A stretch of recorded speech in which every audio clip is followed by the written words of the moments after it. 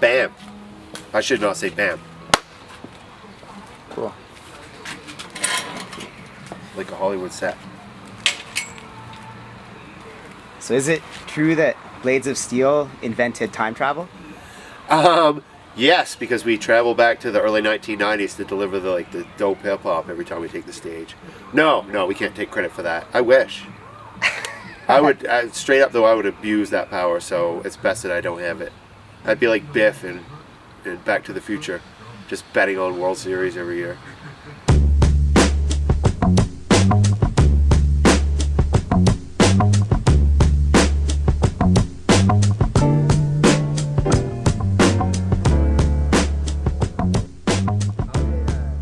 How did Blades of Steel form?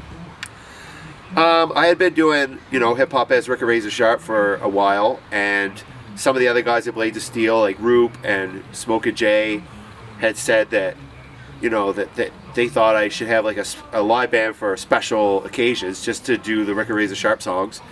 And Solio and I were always rhyming together, so we kind of just started the band that way. And it went from being something that was just to learn pre-existing Ricca Razor Sharp songs, and then of course we learned some covers, and then we started writing, and we had a good response to the band, so we just kept with it. I'd want to know, individually, do you each pursue your own art forms? Well, we're all into our own thing, and we've got our different little niches, but I think Blades of Steel is a collective project that we all had to buy into pretty hard, because we've put a lot of time and energy into it over the past 3 years, so we do it collectively. But yes, I mean, Roop, who does keys, he's very involved in the producing and the engineering of our recordings, and Solio and I are the MCs, and Solio does some work as well, like recording the vocals, and Jay has learned to drum, which, well, not learn because he always knew how to drum, but he was a guitar player beforehand, and so he is really he's went from like a funk guitar player to a really sweet hip-hop drummer. And then Strami and Ruhan, the bass player and the guitar player, they came in a little bit afterwards, and they've really just been exactly what we needed as well. Is this the full force of Blades of Steel? Do you see it growing? Do you see it changing? We've toyed around with the notion of having a female singer. I think that would be like the one thing that would bring our sound in. And we used to talk about having a DJ, but Roop has really stepped it up with the keyboard, with not only playing key lines, but also using it as like a sampler and kind of playing that role. So I think we're pretty much where we need to be. I wouldn't mind having a singer in the mix, but that's kind of a ongoing type of we'll see type of thing.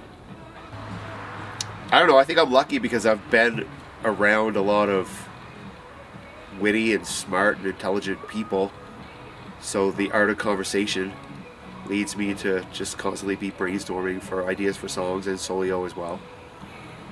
And the musicians sort of come from some various backgrounds, like funk guys, rock and roll guys. And this, to me, the early roots of hip hop are disco breaks, funk breaks, rock and roll hooks. So now that hip hop is kind of, in some senses, moved away from that, I think not by any grand scheme or purpose, but just by having those type of musicians in the band has helped us have that sound, which I love as a rapper. That's what hip hop was looped breaks that come from either disco or funk or rock music usually.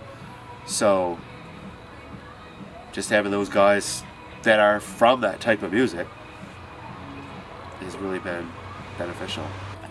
So what, my ultimate version of success with Blades of Steel would be to have us book bigger and better shows, and to hopefully get some more and more fans. And radio play would be great, because I think some of our songs are quite accessible without being just poppy, but that will take care of itself, I guess, to some extent. What can I expect to see from Blades of Steel at Elevated Etiquette? Well, that's a good question, because we're going to have to be packed in there tight. So physically, you can expect to see us in a really small space. But that's good because we're like a band who likes to sweat and who likes to smile and who likes to jump and who likes to encourage the people in front of us to hopefully do the same thing. So I think what you can expect to see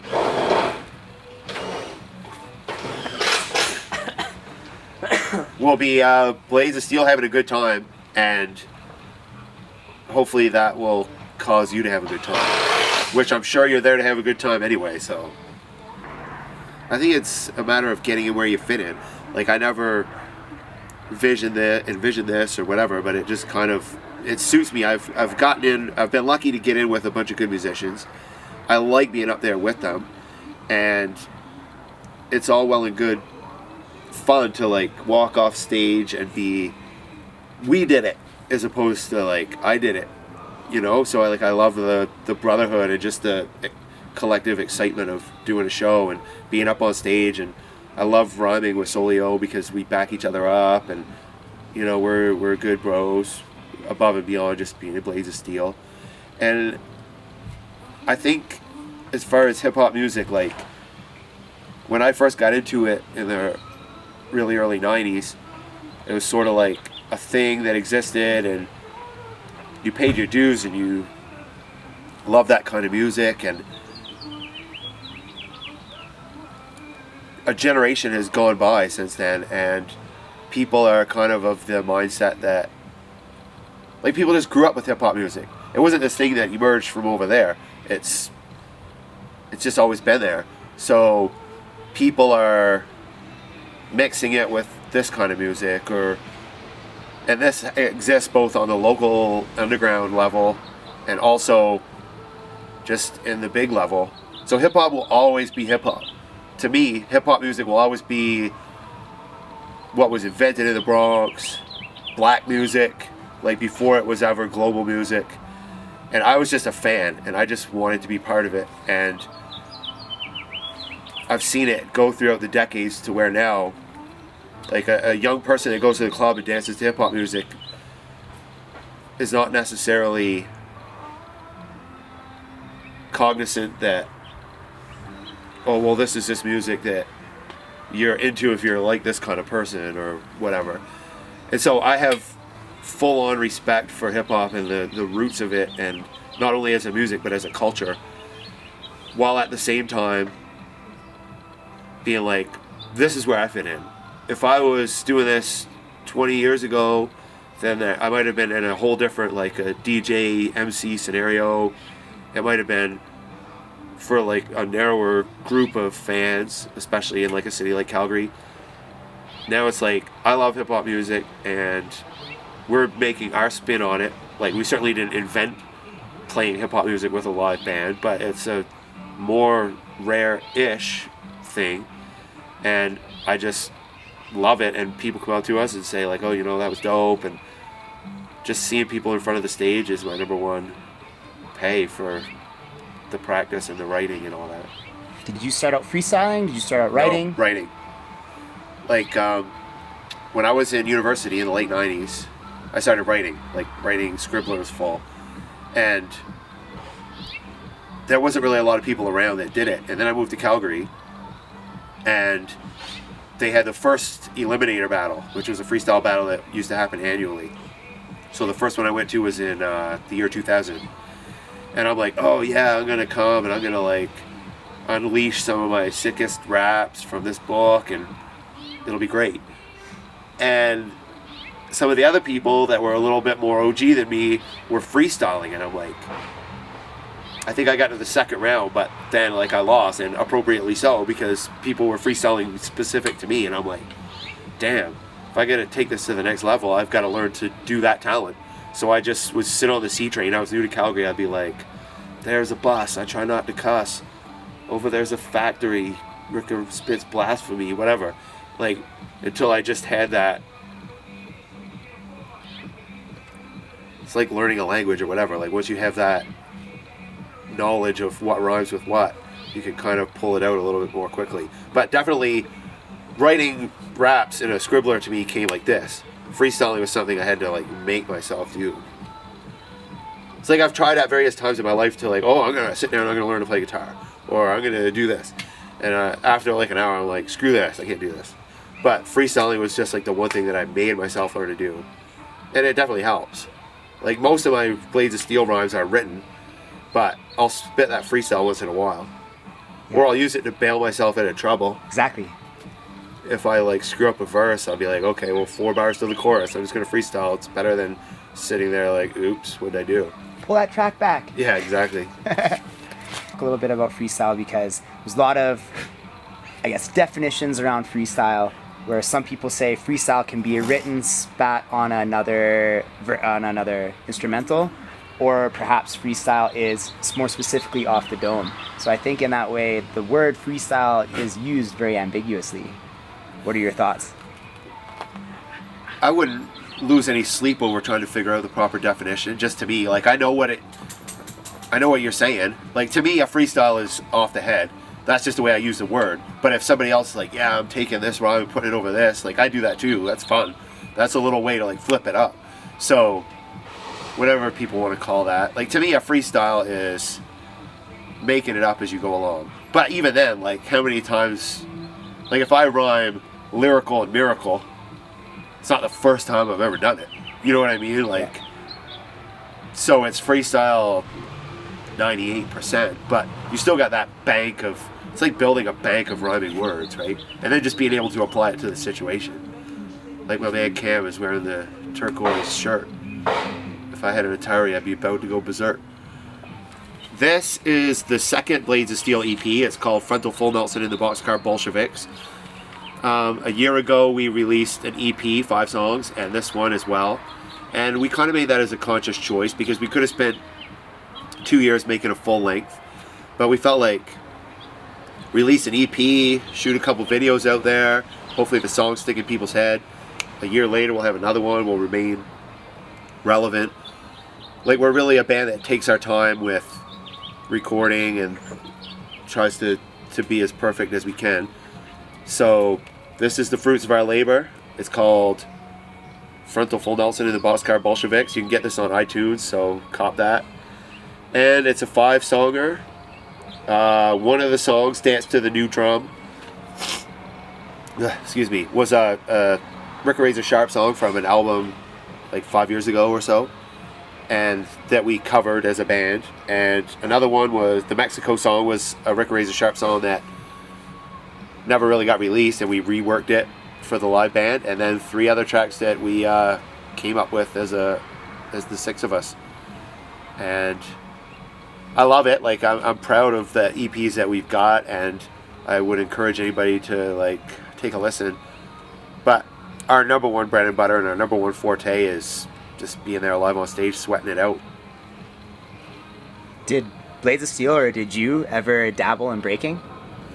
No, I'm a great fan of dance, and I'm glad you brought that up because that's such an important part of hip hop, and I love to see it. And I'm all about the 12:30 a.m. 7 beer excited flail, but when it comes to breaking or like doing any kind of dance that involves like a certain step or even the ballroom, like I'm not down with that. I can't do it. I'm down with it, but you know what I'm saying. So no, I don't think anybody in Blades of Steel really has that ability, other than just like to freak out and do it for fun. But we love to see it. And there's some dudes in Blades of Steel that, like I say, they have like such respect for hip hop, and they were like so keen to be in a hip hop band, but that's not really where they came from. So that when they go to shows, because sometimes we'll be playing and it'll be just like whoever is there, we're playing at some hotel bar and whatever. That's great. But then other times we'll go to a show and it's like, oh, we're in a hip hop environment right now. And then there'll be people like busting a move, other people that you could tell are like super down with the culture. And we thrive on that, because if we can get respect from the true hip hop scene, then we should have no problem with the rest of it, you know. That show at Broken City, where you guys did that cover. Yeah. There was all bands doing the 3 or 4 Beastie songs each. That was a little earlier in our existence, so that really helped us build up our repertoire of covers, which also now includes LL and Jay-Z and, you know, Bowie and Young MC and so on and so forth. So, but we definitely learned a few Beasties covers for that show, and they're definitely crowd pleasers. Well, you pulled out a BC cover at Watchman's. Yeah, we did So What You Want, right? Yeah! Which has always been one of my favorite. Even when I was like a kid, first getting into hip hop, like 91, 90, whatever. And that weird, that's always my favorite part. And then like to hear it with a real guitar right in front of my face, like I love that. So that's one of my favorite covers, definitely. Just for that part, like we do our verses and then we're like, yeah. So then me and Solio get a minute and just rock out and not really have to rap for a second, because that's just such a powerful and cool. That was always one of my favorite ones. And Mama Said Knock You Out. Like if you would have went back and told 13-year-old me in like 1990 with a brand new like CD player, like one day you're gonna stand up in front of like big crowds of people with a live band and perform Mama Said Knock You Out, I'd have been like, it would have blown my mind, because it was just so larger than life, you know. Absolutely. My dream is that we're getting ready to do that song and like LL Cool J walks in, and then of course you gotta do it again. We gotta invite him up on stage, but we'll see if he shows up at Koi.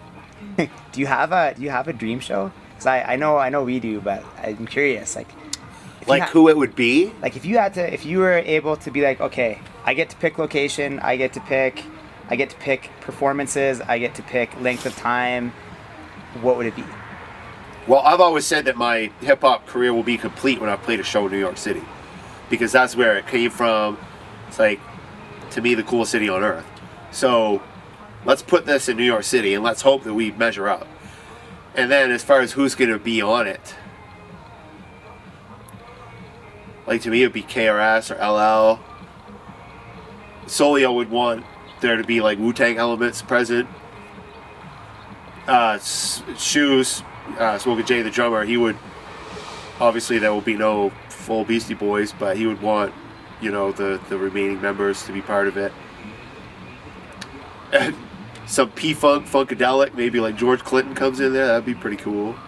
Who can say? But yeah, there's a million. Blades of Steel, 6 pieces, live hip-hop with a full band. We're gonna jam ourselves into this little space and raise the roof. So be there Friday the 25th of July in the year of 2014 AD, Cafe Koi on First Street. It's going to be intimate, it's going to be hardcore, it's going to be awesome. Check it out. Like what is something that you'd want to communicate to a kid that's maybe feeling lost within themselves? You know, they see all these people that look like they haven't figured it all out. Right. You know what I mean? Yeah, I used to have a song called Hokey Pokey that was just about that. And let me try to think of the lyrics. I'll get to that after. Maybe we can cut that in. Yeah. But I think that's the great thing about the new generation and the great thing about the internet is if you're over here and maybe the people that are like in your immediate physical vicinity are not going through what you're going through, you can be sure that somebody out there is going through what you're going through. And there's no rules to music, because even as music gets boxed and shelved and in its great spiritual essence, music will follow the youth.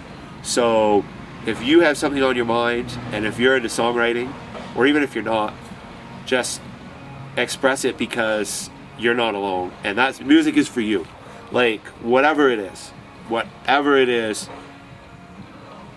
if no one's written about it yet, then if you do, somebody will appreciate that. Because, like, when you look at, I don't mean to be too long-winded, but when you look at the 60s and how people used music to be like, I'll grow my hair if I want to, and then the 70s and the 80s was like, just the further it goes, it's always going to be reinvented. Don't let people who are pushing 40, like me, tell you what music should be and what expression and art should be, because it will always be in the hands of the youth.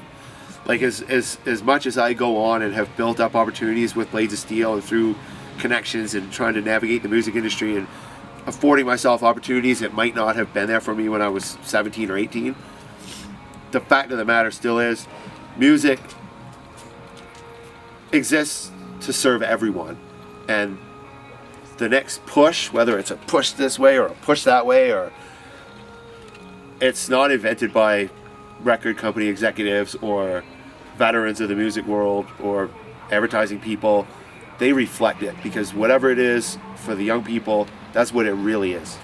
And it'll be different in 5 years. And I might like it and I might not, but it's not up to me.